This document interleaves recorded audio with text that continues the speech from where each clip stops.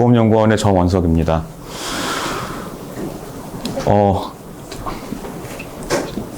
제목은 이제 불완전 판매에 규제가 미친 영향이라고 이제 제목을 쓰면 될 것 같고요. 이 논문을 영어로 써서 그냥 발표자료도 영어로 준비를 한 거로 그냥 들고 왔습니다. 설명은 한국말로 이제 할 테니까 잘 들어주시고, 좀 제안하실 사항이 있으시면 코멘트 주시면 너무 감사하겠습니다. 보통 이제 보험 상품이 굉장히 복잡하죠. 그래서 보험 상품이 복잡하다 보니까 설계사들이 설명을 해주고 그 설명에 따라서 보험을 구입하는 사람이 계약자가 계약을 이제 하게 됩니다. 그래서 이런 경우에 이제 경제학에서 정보경제학에서 많이 하죠. 보험이 정보가 없는 전문가가 정보가 있는 디시전 메이커에게, 의사결정자에게 정보를 전달하면 정보를 받는 사람이 더 합리적인 결정을 할 수 있어서 좋아지고, 정보를 주는 사람도 거기에 대한 대가를 조금 받을 수 있으니까 좋아진다. 그래서 양쪽이 좋아진다는 게 이제 정보경제학에서 하는 얘기고요.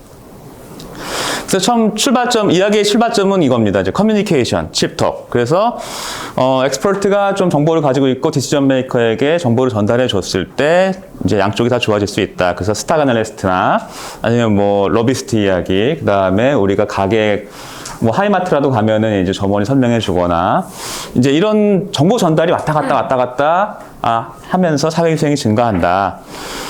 근데 이런 정보 전달이 어떻게 전달이 되느냐? 이제 아카데믹 리터레처에서는 그래서 1970년에 이런 정보의 비대칭성 문제 때문에 시장이 그냥 붕괴한다라는 얘기를 이제 스티글리츠가 해서 노벨상을 받으셨고요. 그 다음에 스펜서가 시그널링 게임 에듀케이션 모델에서 설명을 해서 에듀케이션 시그널이 정보로서의 역할을 해서 더 똑똑한 애를 이렇게 고용할 수 있게 해준다. 그런 이야기를 그 유명한 에듀케이션 모델, 시그널링 게임을 하셔서 이제 노벨상을 받으셨고, 그 다음에 밀그럼이나 스티글리츠도 그런 얘기를 이제 비슷한 얘기들을 했습니다. 정보가 어떻게 전달될까에 대해서 얘기를 했는데, 그런 거 말고 우리 일상생활에 그냥 이야기로만 비용도 들이지 않고 그리고 증명하지 않아도 되는 그런 걸로 정보 전달이 잘 될 수 있는 방법이 없을까 하는 이야기를 이제 크래포트 앤 실버가 했고요. 그 이야기를 우리는 칩톡이라고 하는데, 칩톡, 그러니까 우리가 그냥 가게에 가면 이야기하는 그런 걸로 정보가 전달이 잘 되겠느냐. 그거 된다라는 거, 조건이 만족하면 된다라는 거를 이 사람들이 이야기를 했고, 그 이후에 많은 세일즈나 정치 경제학이나 많은 이야기들이 이제 오고 갔습니다. 그 중에서 레커멘데이션 게임이라는 것들이 나왔는데, 가장 핵심적인 건 그거죠. 정보를 주는 사람이 더 많은 보수를 받아갔을 때, 더 많은 보수를 받게 되면 그러면은 거짓말을 할 요인이 생기지 않을까? 그래서 첫 번째 논문을 보면 모기지 브로커 같은 사람들이 더 비싼 모기지를 이렇게 권하더라. 특히 좀 금융지식이 높지 않은 사람들한테. 그런 논문이 있었고요. 그다음 두 번째 바락 같은 사람은 리얼터들이, 중개사들이 더 보수가 많은 걸 열심히 팔더라, 이런 거라든가. 아니면 이거 세 번째 논문은 제가 썼던 건데, 뭔가 실험실에서 실제로 이제 실험을 했던 겁니다. 그래서 더 많은 보수를 받는 쪽으로 이렇게 거짓말로 이렇게 권하더라. 그런 얘기. 그 다음에 다 금융판매 관련된 건데, 이 2019년 논문이 굉장히 유명한 논문인데, 미국 설계사 한 100만 명 정도의 세일즈 레코드를 다 보니까, 이 사람들이 불완전 판매를 하고 나서 잘리는데, 그런 사람들이 특정 회사에 다 모여가지고, 금융지식이 없는 사람들한테 계속 지속적으로 그런 장사를 하고 있더라. 이런 이야기들이 있습니다. 그러니까, 전문가들이 거짓말을 하네?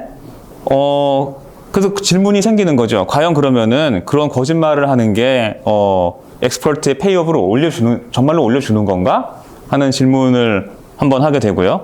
그 다음에, 그럼 그런 거를 막기 위한 그 레귤레이션들이 과연 그것들을 좀 줄여줬나? 하는 질문들을 하게 됐는데, 한 회사로부터 이제, 좀 데이터를 얻게 돼서 한번 해봤습니다. 그럼 거짓말, 금융상품 판매에서 거짓말은 무엇이냐? 이제 우리 보통 거짓말로 인해서 발생하는 사건들이 불완전 판매가 되는 거죠. 그래서 불완전 판매가 되는 거고, 불완전 판매 레코드가, 그럼 불완전 있는데, 불완전 판매는 뭐냐? 첫 번째는 이제 적합성 원칙, Principle of Suitability. 그리고 두 번째가 이제 Duty of Explanation. 그래서, 설명 의무와 적절성이 되는 거고, 그래서 뭐 적절성은 이제 소비자에게 좀 적절한 상품을 좀 권해야 된다. 그래서 소비자의 뭐 보험에 대한 인식, 그리고 왜 보험에 드는 건지, 경험이나 아니면 뭐 재산 상황은 어떤지, 거기에 맞는 상품을 해야지 너무 비싼 거를 막 뭐 싱글인 청년에게 종신보험을 막 수백만 원짜리 권하고 이러면 안 되는 거잖아요. 그 다음에 Duty of Explanation, 설명 의무는 거기에 대한 보험료나 혜택에 대한 걸 설명을 자세하게 해드려서 소비자가 이해할 수 있게 해야 된다. 이해를 못해도 이제 문제가 생기는 거죠. 요게 이제 incomplete sales, 그러니까 불완전 판매에 관한 이제 기본적인 베이스인데요. 그래서 우리나라 금감원은 불완전 판매를 어떻게 카테고라이즈를 하느냐, 그런 것들을 어겨서 퀄리티 어셔런스, 그러니까 품질 보증으로 인한 컴플레인이 생겨서 해지가 발생하거나, 품질 보증, 그러니까 뭐 가입을 했는데 내가 알았던 상품이랑 다른 상품이었다라던가, 3개월 내에 이제 컴플레인을 하면 되고요. 시빌 컴플레인트는 이제 민원 해지입니다. 그래서 설명을 들었는데 나 그때 이해 못했어요. 이렇게 이해 못하게 설명해 놓고서 나한테 가입하게 했어요. 민원을 제기해서 가입이 해지되거나, 아니면은 이제 불완전 계약, 인밸리드 컨트랙트, 그래서 무효 계약이죠. 그래서 뭐 사인을 제대로 안 받았거나 이런 식으로 하면은 이제 이게 불완전 판매가 되는데, 보험회사로부터 한 2010년부터 2015년까지 보험 판매 세일즈 데이터를 저희가 이제 받아서 분석을 할 수 있는 기회가 돼서, 아까 말씀드렸던 그 두 가지 리서치 퀘스천, 과연 그러면은 거짓말을 하면은 거짓말을 해서 막 이렇게 막 팔면은 돈을 더 많이 버나? 보험을 더 많이 파나? 그래서 그런 인센티브가 있나? 를 한번 확인해 보고요. 그 다음에 그런 레귤레이션들이 하나하나 들어왔을 때, 정말 그런 유인들이 줄어드나를 저희가 한번 봤습니다. 그래서 레귤레이션이 이제 하나하나 이때 그 데이터와 이때 레귤레이션이 이렇게 잘 맞는 게, 2010년 정도부터 불완전 판매에 대한 그 규제가 들어오기 시작하면서 이 보험회사도 불완전 판매를 줄이기 위한 제도를 하나하나 해마다 하나씩 도입을 했습니다. 첫 번째는 스코어링, 불완전 판매에 대한 벌점 스코어링 시스템을 도입을 했고요. 2010년에. 11년에는 그거에 더해서 불완전 판매를 줄이기 위한 교육을 막 시작을 했습니다. 2012년에는 회색이 이제 프로비션인데, 그러니까 2012년까지는 이제 스코어링 시스템을 구축하고 교육을 한 다음에 그 다음에 정말 스코어를 넘으면 보험 모집 금지, 한 30일간 영업 금지, 뭐 이런 걸 이제 내리기 시작한 거죠. 그 다음에 2014년에는 뭘 했냐면 그 위에다가 해피콜 모니터링을 이제 전화로만 하던 걸 뭐 앱으로도 하고 뭐 여러 가지 방법을 다 동원해가지고 더 잘 되게 모니터링 시스템을 강화를 하고요.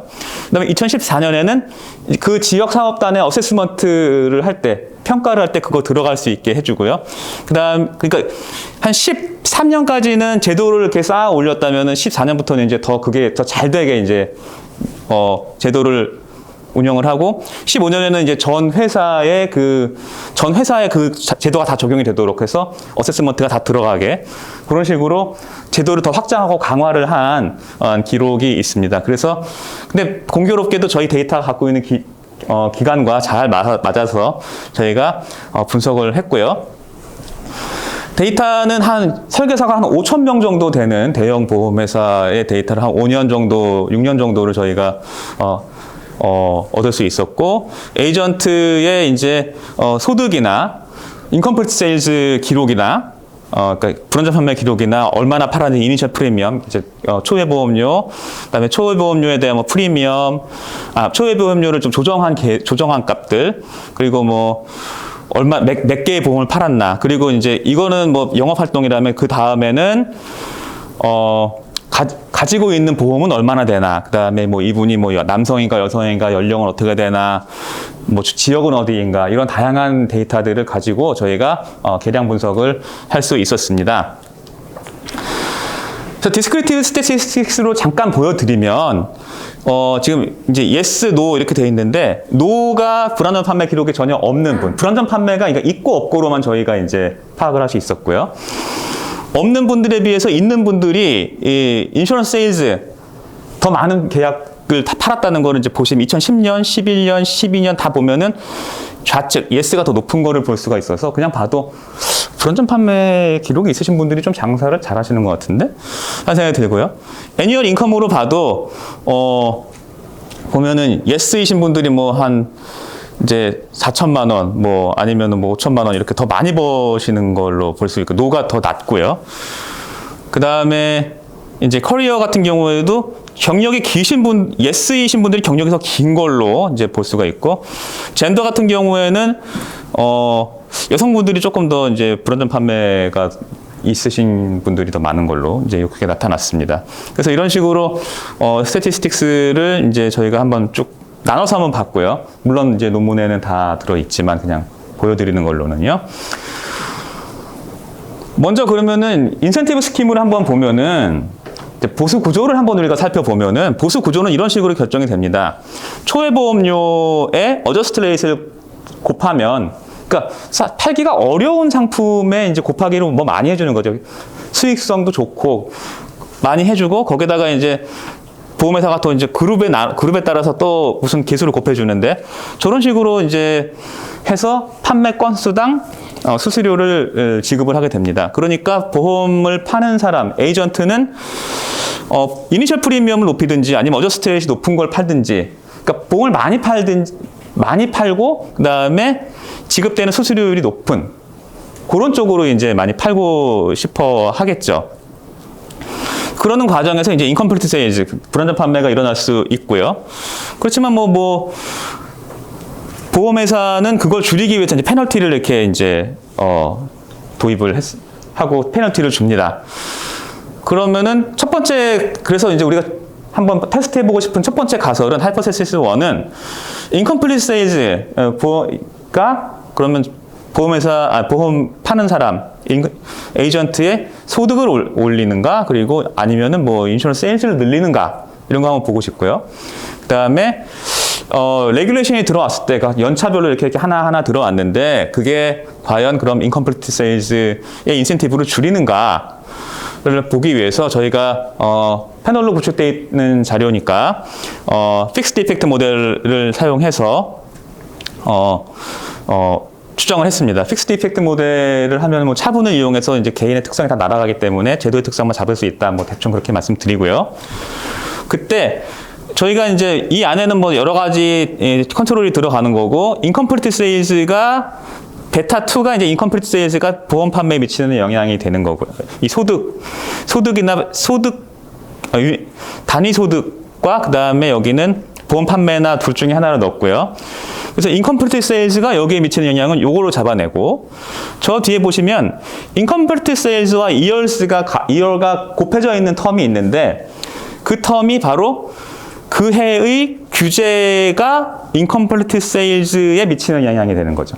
그러니까 인컴플리트 세일즈가 발생한 사람이 그 해의 규제에 걸리는 영향이 베타 4에 잡히는 겁니다. 그래서 인터랙션 텀이 규제의 효과를 잡아내는 거죠. 규제가 그 사람의 보험 판매에 미치는 영향을 잡아내는 것으로 이해하시면 되겠습니다. 결과를 잠깐 보여드리면은요, 이제 멀리 오시느라 수고 많으셨습니다. 이제 결과입니다. 다른 것들은 컨트롤이니까 그냥 이제 안 보여드리고, 이제 가장 그 핵심적인 것만 보여드리면, 첫 번째, 두 번째 이제 컬럼은 세일즈가 종속 변수인 경우에, 넘버 오브 세일즈가 종속 변수인 경우에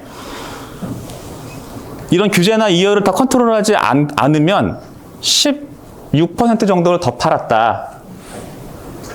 불안전 판매가 있는 사람들이 없는 사람보다 16% 정도 더 팔았다라고 보시면 되겠습니다. 그래서 저 안에 이제 에러 텀들에 다 저런 규제 효과들이 들어가서 평균적으로 요 5년, 6년 평균적으로 한 16% 정도 더 팔았는데 두 번째 컬럼을 보시면 인컴플리트 세일즈가 36% 정도를 더 보험을 팔게 하는데 그런데 이 인터랙션 텀들을 보면은 이 해는 아까 말씀드린 2010년에는 스코링이 들어왔고 그거가 기준년이고요. 2011년에는 이제 11년에 에듀케이션이 들어왔죠. 에듀케이션은 별이 없습니다. 그렇게 별 영향이 없었는데 2012년부터 이제 불안전 판매에 대한 이 규제 못 팔게 하는 이런 것들이 들어오면서 마이너스 0.18이 나왔는데 그러니까 인컴플리트 세일즈가 세일즈를 늘리는 효과는 36%고 그거에 대한 페널티가 줄어들게 하는 효과는 18%다. 그래서 그 해의 인컴플리트 세일즈의 효과는 조고 빼기 조고를 하면은 뭐 한 0.5 이 정도 6 정도 나오게 되겠죠. 규제가 중첩될수록 이 효과가 점점 강해지더니 2015년에는 한 30% 정도까지 이걸 그 인센티브로 줄여들게 하는 것을 우리가 알 수 있었고요. 세 번째, 네 번째는 뭐냐면은 단위 판매당 소득 우리가 아까 어저스트 레이트 뭐 이런 얘기 했잖아요. 단위 판매당 소득을 종족 변수로 했을 때 뭐가 없으면 한 15% 정도를 더 비싼 거를 팔았다. 인컴플리트에 있는 사람들이 더 수익성이 좋은 걸 팔았는데 각 해마다 규제를 다 컨트롤하고 보니까 인컴플리트 세일즈가 늘려줄 수 있는 그 더 비싼 걸 팔게 해주는 효과는 한 28% 정도 비싼 거를 팔 수 있어. 더 수익성이 좋은 걸 팔았는데 규제가 하나하나 들어오면서 보면은 2015년에 규제가 다 들어왔을 때는 마이너스 28.6%가 돼서 거의 저걸로 봤을 때는 단위 소득으로 봤을 때는 거의 그 유인이 없어졌다. 이렇게 해석하시면 되겠습니다. 그래서 이 이야기가 이제 논문에 다고요. 뒤에 이 얘기는 아까 제가 구두로 설명드린 부분을 이제 그냥 써놓은 거고요. 그래서 결론은 저희 궁금증이 이제 어느 정도 해소가 됐다. 불안전 판매가 보험 판매를 늘리는 거는 맞는데 그냥 그걸 가만 내버려 두면 그러면 더 문제가 생각할 텐데